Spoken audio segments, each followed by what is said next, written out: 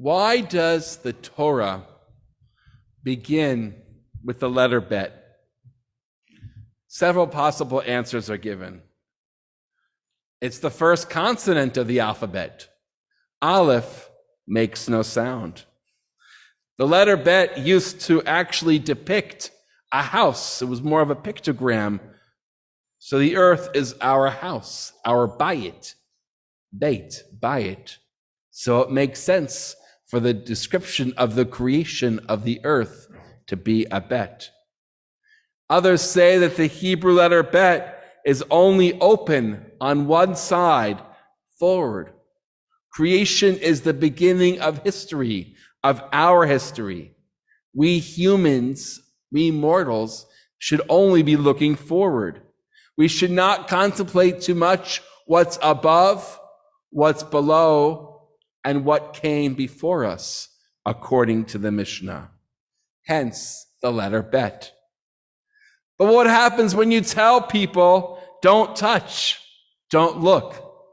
They do the exact opposite. And even the rabbis themselves, even after they said, don't contemplate too much what's above, they did theology, as I mentioned last week. And they also spent plenty of time thinking about how did the universe come into being? So just like I did last week, I'm just going to give a little bit of vocabulary. Yes, using sort of history as our guide, going from the ancient rabbis of the Mishnah and the Talmud and the Midrash to the Middle Ages, and obviously connecting it to our lives today. And so theology is the act of describing God with words.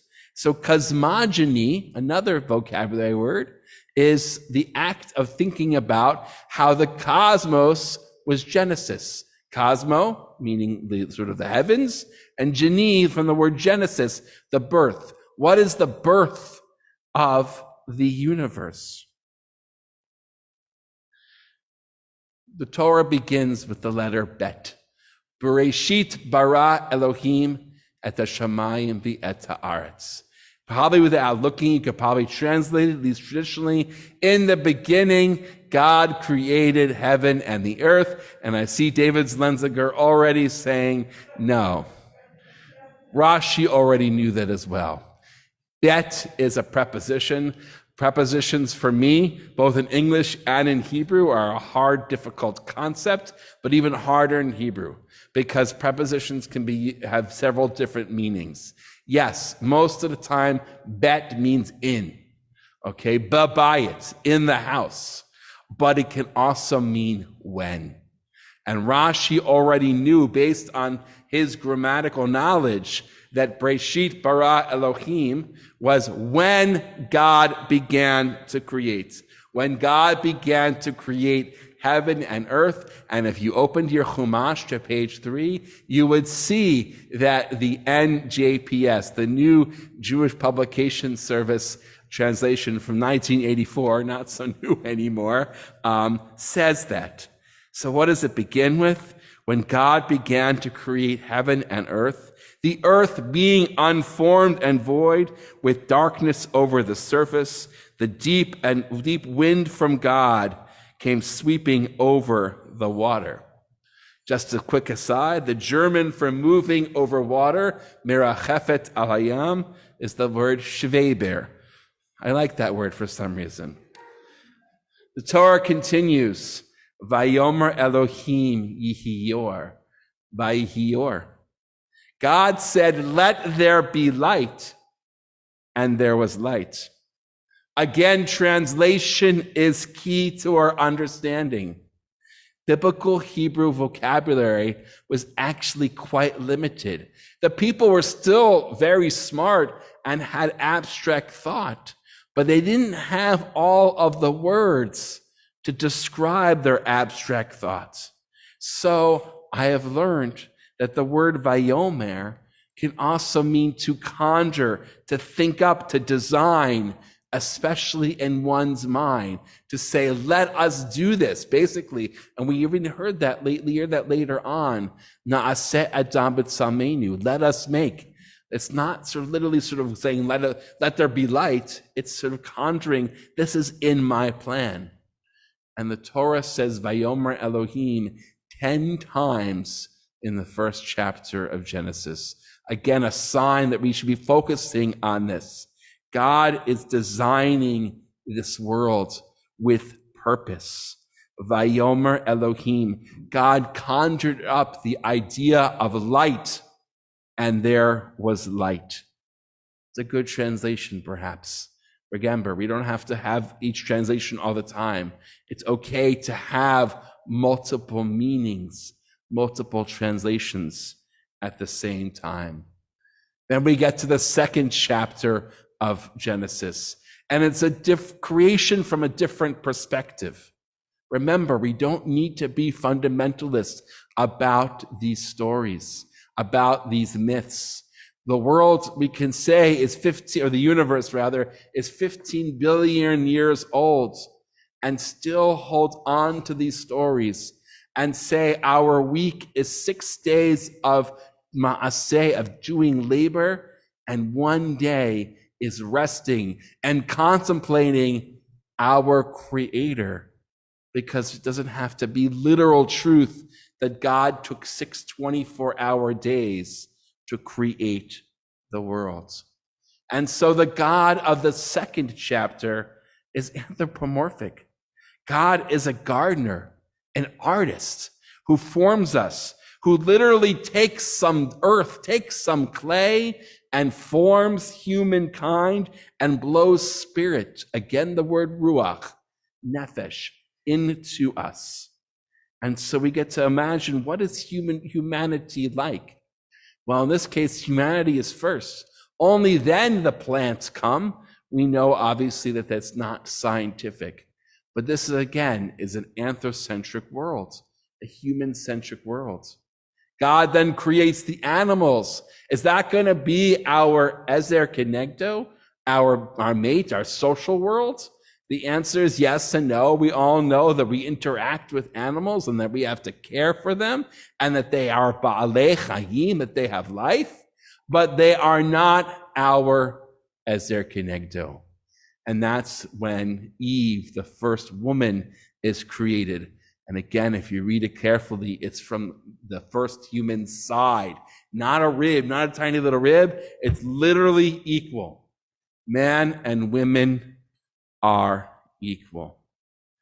There are other accounts of creation in the world, even in our Bible. Psalm 104 talks about how we go about our daily lives, how the earth is here, lahotzi lechem min haaretz. We have to bring bread forth from the earth. By the way, notice working the land is not a punishment. In Genesis 2 or 3, it's a little bit, not necessarily a punishment, but it's just the way of the world. This world is wonderful, but there's also hardships. Just different ways to think about how the world came about. We go to the rabbinic era. There's a book, if you want to really sort of take, sort of a deep dive, actually go into philosophy later on as well. These are things that take a lot of time to contemplate and imagination. So there's a book from the 2nd century CE called Sefer Yetzirah. And what is the matter that God uses to create the world? It's the 22 letters of the Hebrew alphabet and the 10 numbers of the number system. Mythical, obviously not scientific. It opens up and says, by means of the 22 letters, by giving them a form and shape, by mixing them and combining them in different ways, God made the soul of all that which has been created and all that which will be. It is upon these same letters that the Holy Blessed One has founded his high and holy name. This is the beginning of mysticism. The idea of the Yud, Hey, Vav, Hey, and God, other names of God, including a 72-letter name of God. It's imaginative. It's supposed to be imaginative because we don't know exactly how the universe was created. But we look outside and we look with awe at really how ordered things are. And even now, when we get to modern science, how we're able to learn so much about our universe, both macro and micro. 15 billion year old universe, the Big Bang, how our sun is 5 billion years old, but then also down to the micro nanoparticles that we know about. So that gets us to the Middle Ages. I'll focus on Rambam, our friend Maimonides, who really did have a wonderful effect on Judaism. Remember, his goal was to help us, help Jews maintain our tradition, but also accept other forms of knowledge. He didn't do it perfectly. I don't know if he claimed to, but he didn't do it perfectly, but he gave it its best try. Why? Because the Aristotelians of the time, Aristotle believed that God was sort of this perfect, unchanged existence. So if God is unchanging and perfect, how can God create matter that changes, and humankind and animals that are mortals, and a world that changes and adapts? That is literally the antithesis of God. And so he projects that matter and the world are actually the same age eternally as God, that God could not have created matter. Well, it says here, we look at the world. There has to be a planner. There has to be someone who created our world. That's what Moses says, our prophet. So what is Maimonides supposed to do? And so he gets a little bit more Platonic and says that God is able to, sort of emanate one little piece of matter. And, we even get sort of mystical in sort of those ideas. And so, yes, God is perfect and unchanging, but God wanted to create something that was sort of dynamic and to give us little pieces of the divine. Yes, he's not perfect with Aristotle. So we get to today. I'll speak for myself. People last week said, Rabbi, what do you think?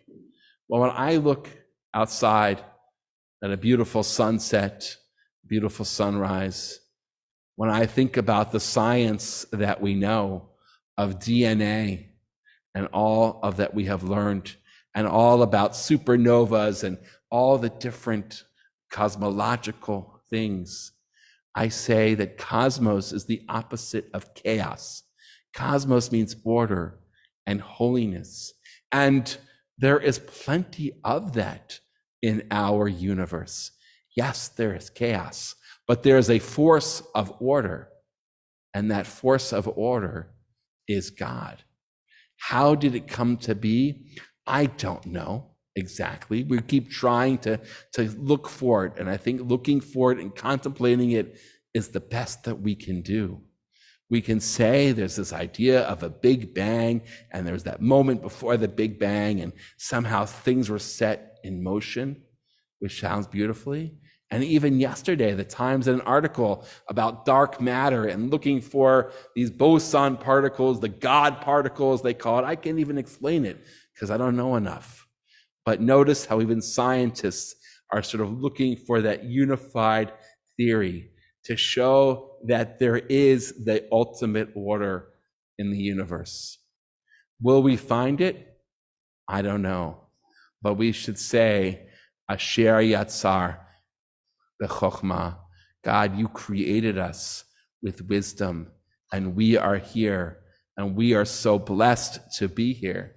And so next week's question is going to be, we are here, now what? Why are we here? What are we supposed to be doing with our brief journey on this third rock from the sun? Stay tuned for next week. Shabbat Shalom.